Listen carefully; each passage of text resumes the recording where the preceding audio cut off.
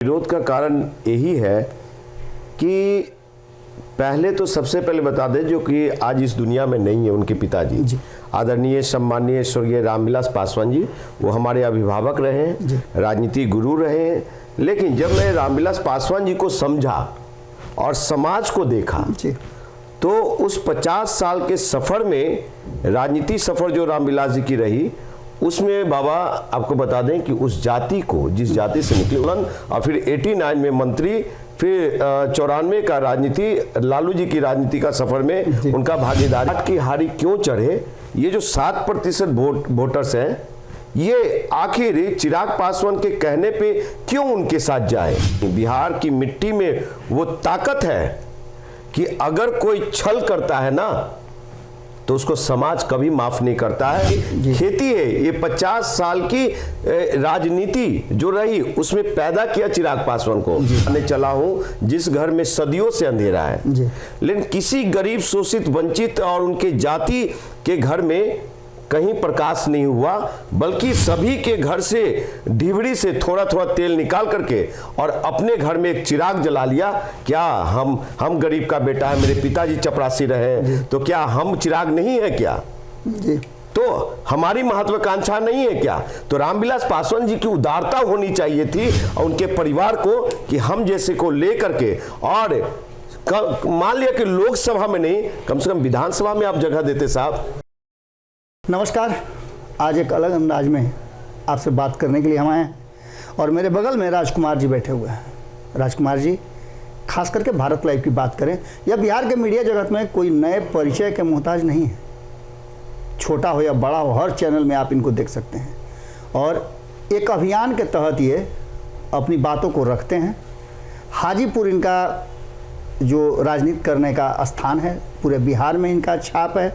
और अब जो आज हम इनसे बातचीत करेंगे वो इस बात से शुरुआत करेंगे कि रामविलास पासवान से लेकर के चिराग पासवान तक दोनों की विरासत हाजीपुर में रही है।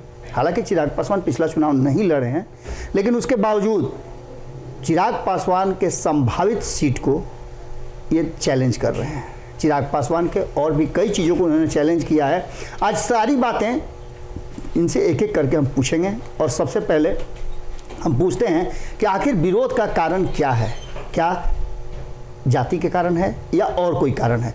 राजकुमार जी, आपको तो पहले बहुत बहुत स्वागत है। लगातार आप आते रहे हैं भारत लाइव पर, अन्य चैनलों पर भी आप जाते हैं। आप एक एजेंडा की तरह काम कर रहे हैं, क्योंकि जहाँ तक मेरी जानकारी है कि आप दिल्ली यूनिवर्सिटी के छात्र रहे हैं और वहाँ राजनीति का खेती होता है, उसी के उपज पे आप हैं। चिराग पासवान के विरोध का कारण क्या है? चिराग पासवान का विरोध का कारण यही है कि पहले तो सबसे पहले बता दें जो कि आज इस दुनिया में नहीं है, उनके पिताजी आदरणीय सम्माननीय स्वर्गीय रामविलास पासवान जी, वो हमारे अभिभावक रहे हैं, राजनीति गुरु रहे हैं। लेकिन जब मैं रामविलास पासवान जी को समझा और समाज को देखा तो उस 50 साल के सफ़र में, राजनीति सफ़र जो रामविलास जी की रही, उसमें बाबा आपको बता दें कि उस जाति को, जिस जाति से निकले, उसको कुछ नहीं मिला और उन लोगों को कुछ नहीं मिला। आपको बता दें कि उनको जो कार्य करने थे, आप सभी का काज किया, सभी के अधिकार की बात की। आप साहब भूल गए अपने समाज की बात को, अपनी जाति को ही, उत्थान की बात को। आपको बता दो कि जब मैं स्टडी किया रामविलास पासवान जी के बारे में, उनकी सफ़र को 69 से लेकर के 1959 से लेकर के और ये 74 का आंदोलन और फिर 89 में मंत्री, फिर 94 का राजनीति, लालू जी की राजनीति का सफ़र में उनका भागीदारी, फिर ये रेल मंत्रालय, टेलीकम्युनिकेशन, देखते कहीं भी हम अपने जाति के लिए कुछ नहीं दिया उन्होंने, न कुछ किया। तो इसलिए बार बार काट की हारी क्यों चढ़े। ये जो 7% वोटर्स हैं, ये आखिर चिराग पासवान के कहने पे क्यों उनके साथ जाए। क्या इंजीनियर राजकुमार पासवान में वो टैलेंट नहीं है? दिल्ली विश्वविद्यालय में मैं 7 साल इंजीनियर रहा हूँ, ऑन रिकॉर्डेड है। जी, आप जो बातें कर रहे हैं जी, उसमें साफ लग रहा है कि यहाँ विरासत की जंग आप लड़ना चाहते हैं। आप ये चाहते हैं कि रामविलास पासवान का जो जमीन था उस पर आप अपना फसल बोएं। ये संभव राजनीति में आपको लगता है वर्तमान जो चल रहा है, जिस तरह का बिहार का राजनीति? आपको बता दें कि बिहार की राजनीति ही, बिहार की मिट्टी में वो ताकत है कि अगर कोई छल करता है ना तो उसको समाज कभी माफ नहीं करता है। और ये इंजीनियर राजकुमार ये पासवान, आप न कह रहे हैं राजकुमार जी, आप उठा के देखिए कि आप एक लंबे इतिहास की बात कर रहे हैं, लगभग 5 दशक की बात कर रहे हैं आप। 5 दशक तक आप ही के समाज ने रामविलास पासवान को नेता बना के रखा है, और रामविलास पासवान की मृत्यु के बाद उनके पुत्र को अपने कंधे पर बैठाए हुए है। ये पुत्र को कंधे पे बैठा हुए रामविलास पासवान जी की खेती है। ये 50 साल की राजनीति जो रही उसमें पैदा किया चिराग पासवान को। आपको याद होगा कि अभिभावक ने एक नारा दिया था कि मैं उस घर में दिया जलाने चला हूं जिस घर में सदियों से अंधेरा है। लेकिन किसी गरीब, शोषित, वंचित और उनके जाति के घर में कहीं प्रकाश नहीं हुआ, बल्कि सभी के घर से ढिबड़ी से थोड़ा थोड़ा तेल निकाल करके और अपने घर में एक चिराग जला लिया। क्या हम गरीब का बेटा है, मेरे पिताजी चपरासी रहे, तो क्या हम चिराग नहीं है क्या? तो हमारी महत्वाकांक्षा नहीं है क्या? तो रामविलास पासवान जी की उदारता होनी चाहिए थी और उनके परिवार को कि हम जैसे को लेकर के, और मान लिया कि लोकसभा में नहीं, कम से कम विधानसभा में आप जगह देते साहब, हम जैसे लोगों को लेकर के, तो आज चिराग और मजबूत होते, कमजोर नहीं होता। आज चिराग मजबूत नहीं है, कमजोर है। 2 बातें यहाँ नजर आई हैं जी। एक तो आपने उनकी विरासत को लेकर के चैलेंज किया है कि उन्होंने अपने समाज के लिए कुछ नहीं किया। जी बिल्कुल। जबकि इसमें कंट्राडिक्शन ये है कि आप कहते हैं कि कुछ नहीं किया और पिछले 5 दशक से लगातार वो जीतते आ रहे हैं, मंत्री बनते आ रहे हैं, सरकार कोई भी रहे, उनको मौसम वैज्ञानिक तो कहा जा रहा था। और दूसरा, इसी में आप दूसरा जो बात कह रहे हैं कि उन्होंने अपने लोगों को प्रतिनिधित्व नहीं दिया, तो जितना प्रतिनिधित्व एक गठबंधन के तहत उनको मिलना चाहिए था, हर समाज के लोगों को दिया है। आप ही के समाज के प्रिंस राज हैं, आप ही के समाज के पशुपति कुमार पारस हैं, उनके भाई होने का आपको दंश है या उस समाज के अलग लोगों को चाहते हैं? आपको बता रहे हैं, परिवारवाद सभी ने किया जी। कांग्रेस के खिलाफ 74 में यही रामविलास पासवान जी, लालू यादव जी, मुलायम सिंह यादव जी, चौधरी चरण साहब, इन लोगों ने कहा क्या, महारानी को कुर्सी से उतारो। ये परिवारवाद के खिलाफ ही लोग आए थे और इस सबसे बड़ा परिवारवाद यही लोग हो गए। लेकिन मुलायम सिंह यादव और ये लालू प्रसाद यादव और रामविलास पासवान में इतना ही फर्क है कि उन लोगों ने जिस मंत्रालय में गए, सत्ता में गए, तो अपने समाज को प्रतिनिधित्व दिया, गले से लगाया, जोड़ा। लेकिन ये क्या, परिवार के सिवा किसी को नहीं। 7% वोट की ताकत पे 7 सीटें मिले, लेकिन 3 अपने घर में और बाकी दूसरे लोगों को बेचा टिकट। तो ये राजनीति रहा इनका। तो वो उस राजनीति को, और आपको बता दें कि सबसे इंपॉर्टेंट बात कि रामविलास पासवान जी, उनके जमाने में भी हम जैसे बौद्धिक समझ रखने वाले बहुत सारे नेता रहे, लेकिन उनको मरवा दिया उन लोगों ने, उनकी हत्या कर दी गई। और आपको बता दूं कि आज भी हमारी हत्या की साजिश रची जाती है, लेकिन राजकुमार पासवान के टैलेंट को नहीं रोक सकते। प्रतिनिधित्व, अपना अधिकार, अपना समाज के लिए। राजकुमार जी, आप प्रबुद्ध लोग हैं जी। विरोध का रास्ता अलग अलग होता है। एक रास्ता हो शांतिपूर्ण विरोध, एक होता है एग्रेसिव। आप दोनों रास्ते में से किसको उचित समझते हैं? देखिए, हम ना उनसे लड़ने जाते, वो भी मेरा भाई है। चिराग पासवान जी मेरा भाई है जी, अनुज है, और उनके परिवार भी है। एक तरह से कहीं न कहीं देखा जाए तो उनके दामाद हमारे परिवार में और भी। लेकिन आपको बता दूं कि राज सत्ता जो है जी, न परिवार से चलता है, न संबंध से चलता है, उसको छीनना पड़ता है। और हम अपने समाज हित में जो 7 सूत्री कार्यक्रम बनाया है, वो अगर चिराग पासवान और उनके आका जो मोदी साहब हैं वो पारित नहीं करेंगे, तो जंतर मंतर, इस सत्र के बाद जंतर मंतर पे धरना प्रदर्शन पे बैठेंगे, वहां भी पूरा नहीं होगा। उनकी आवाज पे। आपका डिमांड क्या है? आपका ये मांग क्या है? मेरे 7 मांग है 7 बिंदु पे।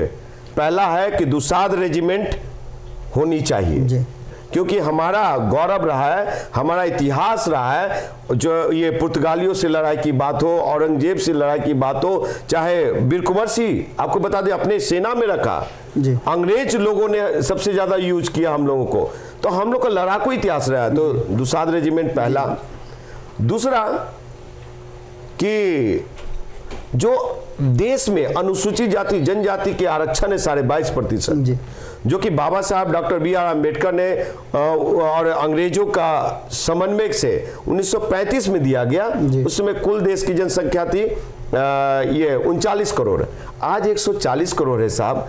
देश आज अमृत महोत्सव मना रही है और आज भी हमारा आरक्षण 22.5% का 22% सभी को बढ़ाया जा रहा है, सभी को दिया है। तो हमारा अधिकार को क्यों वंचित किया जा रहा है? तो मुझे भी 22.5% से लेकर के 35 से 40% दिया।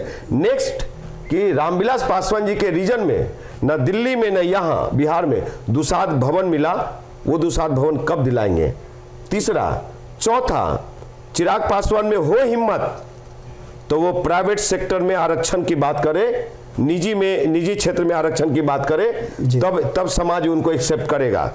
आपको बता दूं कि देश में बहुत सारे कल्याणकारी योजनाएं हैं, स्टेट से लेकर केंद्र तक 104 कल्याणकारी।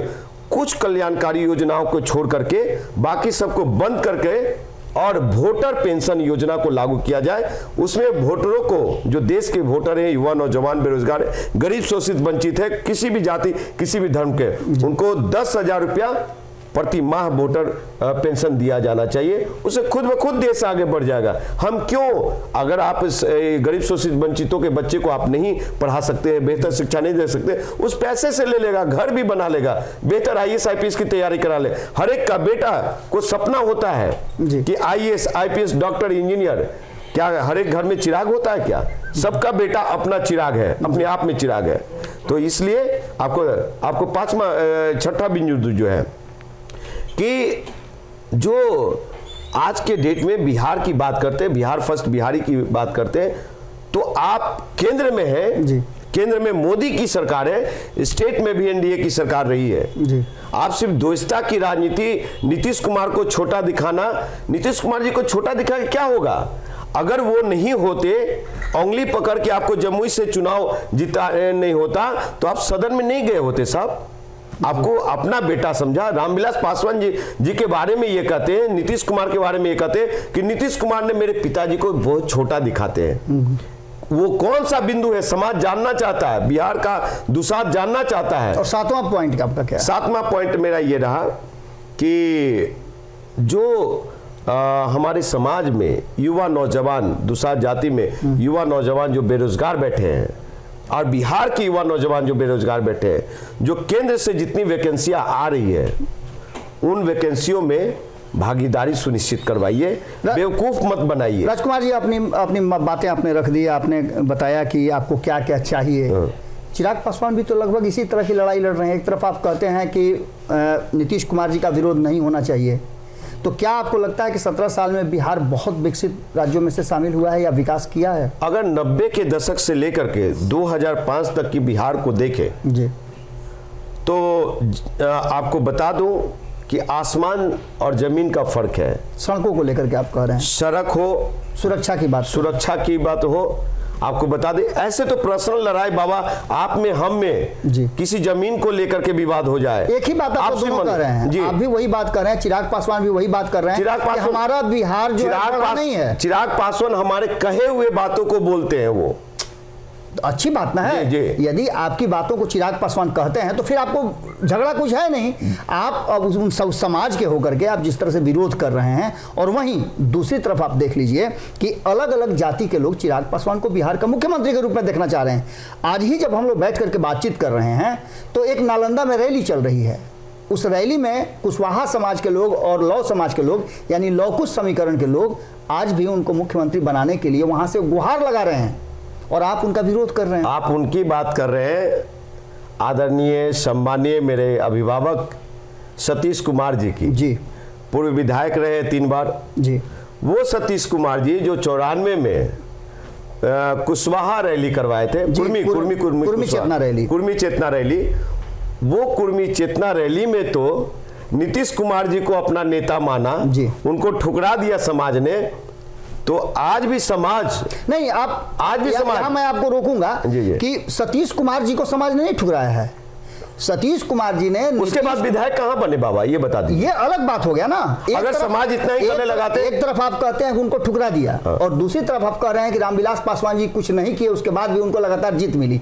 तो ये अच्छा ये बताइए, सतीश कुमार उस समय 2005 में क्यों भागे रामविलास पासवान के पास से? सतीश कुमार ने जो बातें की उसमें सीधा नजर आ रहा था कि वो एक समाज को लेकर के आगे बढ़ना चाहते हैं और उस समाज के लोगों को अगर प्रतिनिधित्व नहीं मिला, आपको भी पता होगा कि जब किसी भी जो दायरा है, आरक्षण का दायरा है, उसमें जो बड़ी जातियां हैं या जिनकी संख्या ज्यादा है वो छोटे वाले पर दबाव बनाते हैं, दबंगई करते हैं। ऐसा तो आपने सुना भी होगा। अभी 90 की चर्चा कर रहे थे कि 90 के बाद 2005 के बाद क्या हुआ।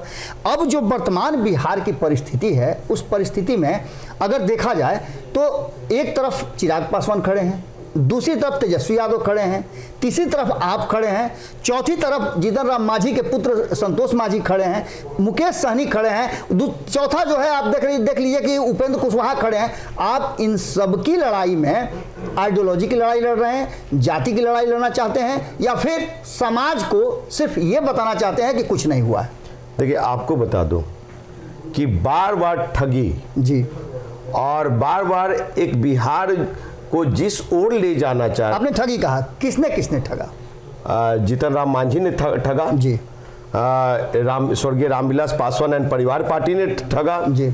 और आपको बता दें, देखिए कौन लोग हैं ये लोग, मलाई खाने वाले लोग हैं, 2020 का मैच खेलने वाले लोग हैं। पिछले 3 दशक में आपको 2 लोग नजर आए जिनकी बिहार में सहभागिता कम रही है। जीतन राम मांझी 9 महीना के लिए मुख्यमंत्री रहे और रामविलास पासवान को बिहार में काम करने का मौका बहुत कम मिला। वो केंद्र की राजनीति में हमेशा रहे। इसके अलावा आपको नहीं लगता है कि और साहब केंद्र की राजनीति में आपको तो 2005 में 29 एमएलए बिहार की जनता ने दिया, मुसलमान भाइयों ने दिया, बिहार के सभी जाति लोगों ने दिया, और आप मैदान छोड़ करके और आप भाग्य केंद्र में अब भाई के साथ नहीं। इसको थोड़ा सा मैं करेक्ट करना चाहूंगा। जिसके साथ बाबा आपको, जिसके खिलाफ, जिसके विरोध में, आरजेडी के विरोध में आपको मैंडेट मिला था, और आप वहीं जाकर के राबड़ी देवी जी को फिर से मुख्यमंत्री बनाना चाहते थे और अपने भाई को डिप्टी सीएम बनाना चाहते थे। That time I was there, मैं था वहां। थोड़ा सा मैं करेक्ट करना चाहूंगा, आप वहां थे, ये हो सकता है कि आपको जानकारी ज्यादा हो, लेकिन जो राजनीतिक बातें हैं उसमें कहा यह जा रहा है कि ऑफिशियली उन्होंने घोषणा किया था कि एक मुसलमान और एक दलित दोनों को मुख्यमंत्री के साथ उप मुख्यमंत्री की कुर्सी दी जाए, यानी सभी समाज का प्रतिनिधित्व हो जाए। वो डीएम समीकरण बनाए थे रामविलास जी, दलित मुस्लिम। लेकिन दलित मुस्लिम में आप साहब अपनी 29 एमएलए लेके जब चले थे तो कहां खड़े हुए? नीतीश कुमार जी तो उदारता दिखाया था कि अनकंडीशनल सपोर्ट आपको हम देते हैं जी, बाहर से समर्थन करते, आप रामविलास जी मुख्यमंत्री बनिए। वो नहीं बने। उनको सपना था कि मैं देश का प्रधानमंत्री बनूंगा, लेकिन अच्छी बात है, सपना देखना बुरा बात नहीं है, लेकिन वो रामविलास पासवान जी को जो कार्य करने थे, जिस ओर बिहार को ले जाना, अगर वो बिहार के मुख्यमंत्री 2005 में बन जाते ना साहब राजकुमार, तो आपको बता दें तो बिहार आज एक उन्नत प्रदेश होता। हम इतना ही जानना चाहते हैं, नीतीश कुमार जी आज मुख्यमंत्री नहीं होते। आप शिक्षित हैं, पढ़े लिखे हैं, बिहार की जो वर्तमान स्थिति है, ऑफिशियली आप जो कहें, अनऑफिशियली आप जो कहें, लेकिन वर्तमान बिहार की स्थिति है, इसमें देश के पिछड़े राज्यों में सबसे ज़्यादा बिहार है। ये सारी बातें आपको कहीं ना कहीं आंकड़ों में नज़र आती हैं। वर्तमान जो बिहार की स्थिति है उसमें आपको क्या लगता है कि क्या बिहार में बदलाव होना चाहिए? बिहार को एक शिक्षित, चूँकि शिक्षित आप भी हैं, क्या एक शिक्षित और बिहार के विजन को लेकर के आने वाला, चलने वाला मुख्यमंत्री की जरूरत है? आपको बता दूं कि ये 2020 का मैच में 15 साल तू रहा, 15 साल हम रही, और ओकर बाद हमर बेटा, हमर परिवार से बिहार को बाहर निकलना पड़ेगा। और वाकई में बिहारी लोग दिल्ली, बॉम्बे, पंजाब, कलकत्ता नहीं जाना चाहते हैं, वाकई में बिहार में सब चीज चाहते हैं। तो एक स्टेट्समैन मुख्यमंत्री चाहिए, एक पढ़ा लिखा हुआ, ये परिवारवाद से अलग सबको ठुकराइए। राजकुमार जी, एक तरफ आप ये बात कह रहे हैं कि हमारे यहाँ पलायन, चिराग नहीं चाहिए, नहीं पलायन हो रहा है, चिराग को आप परिवार से जोड़कर देख रहे हैं, आपकी व्यक्तिगत बातें हो सकती हैं, लेकिन मैं सिर्फ इतना ही कह रहा हूं कि पिछले 3 दशक से बाबा, ये चाचा भतीजा किस गठबंधन में है? देखिए, फिर ये बताइए, चाचा भतीजा किस गठबंधन में? चाचा अलग है, अलग है ना, अलग है। कुंडली चुनाव से पहले तो स्पष्ट करते हैं, मैं कहता हूं, आपके चैनल के माध्यम से कहता हूं बाबा, कि ये कुर्नी चुनाव से पहले ये चाचा भतीजा दोनों एक जगह भोजन किया है, खाया है, और आप कहते हैं अलग है। ये क्या, ये चाचा भतीजे का दर्द है, बिहार के 13 करोड़ आवाम का दर्द है क्या? राजकुमार पासवान भी तो उनके रिलेटिव हैं, लेकिन राजकुमार पासवान से मैं ये जानना चाहता हूं और बिहार की जनता भी जानना चाहती हम है। रिलेटिव नहीं है, दूर दूर तक मेरा कोई रिश्ता नहीं है। अभी आपने हो सकता अगर खोजेंगे ये कहा तो उनके दामाद से कोई रिश्ता निकल सकता है, लेकिन मेरा कोई अपना व्यक्तिगत रिश्तेदार नहीं है ये लोग। लेकिन राजकुमार पासवान से एक क्वेश्चन तो बिहार की जनता पूछेगी ना, वो ये क्वेश्चन है कि क्या पलायन के लिए जिम्मेवार चिराग पासवान है या फिर जो 3 दशकों से बिहार की जनता रही है, माफ कीजिएगा बिहार की सरकार रही है अलग अलग दोनों भाइयों की, वो है। 3 दशक से आपको बता दूं कि जितना जिम्मेवार जी अगर नीतीश कुमार है, उतना ही जिम्मेवार लालू प्रसाद यादव है, उतना ही जिम्मेवार भारतीय जनता पार्टी भी है जी की सरकार है। आपको बता दूं कि केंद्र में बीजेपी की सरकार, बिहार में भी एनडीए की सरकार रही और एक उद्योग धंधा नहीं लगा साहब। और हमारा नालंदा विश्वविद्यालय में पूरे देश के लोग आते थे यहाँ पे शिक्षा दीक्षा हासिल करने। आज हमारा बच्चा लोग कहाँ जाते हैं बाबा? कोटा जाते हैं। वहाँ कौन लोग हैं? पढ़ने वाला बिहारी, पढ़ाने वाला बिहारी। रेवेन्यू किसको दे रहे? दूसरे प्रांत को। चिराग पासवान रही बातें फैक्टर, तो चिराग पासवान को मीडिया वो जिस हाउस में वो गोदी मीडिया, राष्ट्रीय गोदी मीडिया जो बैठे हैं, एबीपी न्यूज, आज तक, ये सब लोगों, मैं नाम लेके बोल रहा हूं कि वो लोग जिस तरह से दिखाते हैं कि जो मोदी का नाम लेगा, जय जयकारा करेगा, मैं मोदी का हनुमान हूं, उसको वो दिखाते हैं। आपको बता दूं कि चिराग पासवान की सर्टिफिकेट का हमको बुलाया आपने, आप मेरा शायद पूरा बायोग्राफी ढूंढ लिया होगा, लेकिन क्या एबीपी न्यूज में क्या बायोग्राफी चिराग की नहीं ढूंढी जा सकती थी? इलेक्शन कमीशन के साइट पे जाके नहीं देख सकते थे कि उनके हलफनामा में ये कमी है। वो कहे I did BTech in computer science, where is your BTech degree? So अब बिहार नेशन, आप बिहार नेशन को दिखाओ। सो अब बिहार नेशन क्यों नहीं दिखा रहे भाई? मेरा अंतिम सवाल आपसे होगा, बहुत सारी बातें हुई, कुछ तलखियां भी रही, कुछ बातें हम लोगों ने की, लेकिन इसमें सबसे महत्वपूर्ण बात है कि क्या चिराग पासवान, तेजस्वी यादव, मुकेश सहनी और राजकुमार पासवान बिहार में पलायन जो है, बिहार की जो समस्याएं हैं, उसको दूर करने के लिए एक साथ आ सकते हैं?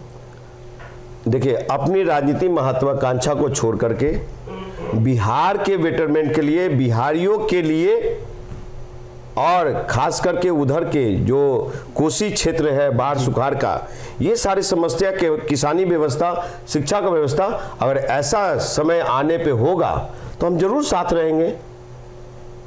लेकिन अगर ये चाहेंगे कि जिस तरह से आपको बता दूं कि सदन में, लोकसभा सदन में बीजेपी की सरकार है, एनडीए की सरकार है, उसका विरोध में बैठने वाला कांग्रेस है, तो उस तरह से अगर बिहार हित में काम नहीं होगा तो हम विरोध जताते रहेंगे। लव कुश समाज ने आज जो रैली रखी है नालंदा में, आपको क्या लगता है कि उसके असर पड़ेंगे? क्योंकि कहा जा रहा है कि वो बहुत ही सफल रैली है, और सफल रैली को कराने वाले वही हैं जो 1994 में नीतीश कुमार के लिए रैली का आयोजन किए थे। आपको क्या लगता है कि चिराग पासवान को इससे फायदा मिलेगा? बिहार के राजनीति में उनका मान सम्मान बढ़ेगा? देखिए, मैं बात करूंगा सतीश कुमार जी का। अब सतीश कुमार जी किस पर्पस से अपनी राजनीति महत्वाकांक्षा को लेकर के वो बहुत ज़्यादा द्वेषता में रहते हैं, हम जो देखें उनसे मेरी बातें हुई, तो कहीं ना कहीं उनको ये है कि हमने नीतीश कुमार को कुर्सी पे बैठा दिया, लेकिन हम अब रिपीटेशन नहीं हो रही विधायकी में, तो सतीश कुमार जी कितना फायदा दे सकेंगे चिराग पासवान को, और चिराग पासवान उस समाज से कितना फायदा उठा पाएंगे? क्योंकि अभी फिर मैं बोल रहा हूं आपके चैनल के माध्यम से, बिहार के कुर्मी कुशवाहा 100% नीतीश कुमार जी के साथ है, न उपेंद्र कुशवाहा जी के साथ है, न आरसीपी सिंह जी के साथ है, और न सतीश कुमार जी के साथ है। अगर सतीश कुमार जी के साथ होते तो वो एमएलए होते। अगर और आपको बता दूं कि 2024 में चिराग पासवान लोकसभा सदन का मुंह देख पाएंगे कि नहीं देख पाएंगे, ये बड़ा सवाल है। आप अपने समाज की बात कर रहे हैं, आपने भी चुनाव लड़ा है जी, आपका समाज आपके साथ है? जी हाँ, बिल्कुल धीरे धीरे समझ रहा है, क्योंकि मैं चांदी का चम्मच और सोना का चम्मच लेके पैदा नहीं हुआ। मेरे पिताजी ब्रांडेड नेता नहीं रहे, राष्ट्रीय नेता। ये मेरा अपना खेती है और अपनी पहचान है, क्योंकि मैं अन्ना आंदोलन से निकला, आम आदमी पार्टी के टिकट पे पहली दफा लड़ा। मैं मांगने नहीं गया था अरविंद भाई से टिकट, अरविंद जी ने बुला करके मुझे टिकट दिया था। ये भी एक सम्मान है। तो हम में कुछ ताकत, आज समाज ताकत देख रहा कि ये आदमी, इनके फॉलोअर्स, चिराग पासवान के फॉलोअर्स सोशल मीडिया, हमारे फेसबुक पे पोस्ट का वेट करते हैं और उनके फॉलोअर्स गाली बकना शुरू करते हैं। बिहार के लिए बेहतर कौन है? तेजस्वी यादव जो मुख्यमंत्री बनने की होड़ में हैं, चिराग पासवान जो मुख्यमंत्री बनना चाहते हैं, मुकेश सहनी और संतोष मांझी बनना चाहते हैं। तो क्या आपको लगता है कि भारतीय जनता पार्टी भी अपना मुख्यमंत्री देना चाहती है? ऐसी स्थिति में नीतीश कुमार बेटर मुख्यमंत्री हैं या मुख्यमंत्री का चेहरा बदलना चाहिए?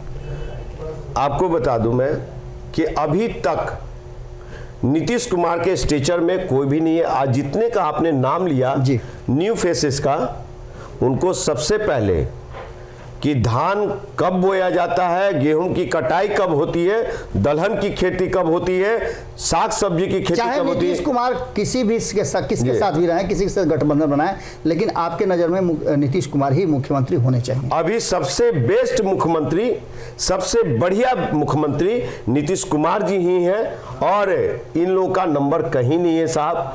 रही बातें कि जातीय समीकरण के अनुसार जातीय ताकत, सबसे बड़ी जातीय ताकत तेजस्वी यादव के पास है।